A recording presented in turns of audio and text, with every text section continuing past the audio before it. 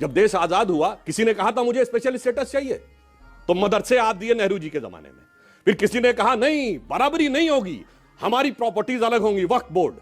फिर बराबरी नहीं होगी, हमारा रूल अलग होगा, 1970 में इंदिरा जी के जमाने में आएगा पर्सनल लॉ। फिर अगर सुप्रीम कोर्ट भी खिलाफ में आ जाएगा तो हम रौंद के रख देंगे सुप्रीम कोर्ट को शरीयत के पक्ष में, राजीव गांधी के जमाने में।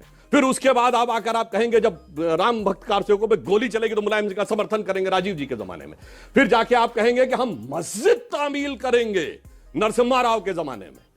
आप जाकर ये कहेंगे मनमोहन सिंह के जमाने में कि राम थे ही नहीं, और उसके बाद आप कहेंगे हिंदू आतंकवाद।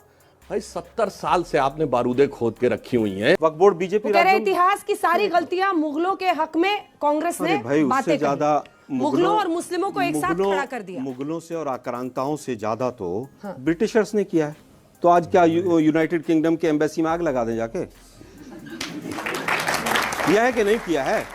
साधुओं को उल्टा लटका के, उनकी चोटी काट के, उनका क्या क्या नहीं किया था। लेकिन बीजेपी का प्रवक्ता एक शब्द नहीं बोलेगा। सुधांशु जी, पहली जी चीज, को एक दूसरी चीज बिल्कुल बताता हूँ, बिल्कुल अभी बताऊं।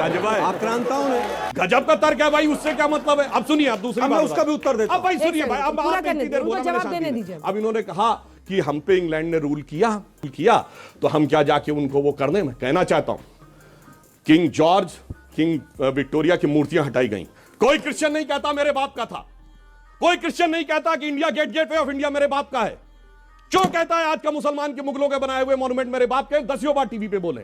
कोई क्रिश्चियन नहीं कहता 200 साल तक हमारी हुकूमत रही, तो क्यों मुस्लिम कहता है 800 साल मेरी हुकूमत रही? इसलिए मैं कहना चाहता हूं जिसने उससे जोड़ा उसका जवाब। अब 2014 से पहले उसका भी जवाब देता हूं।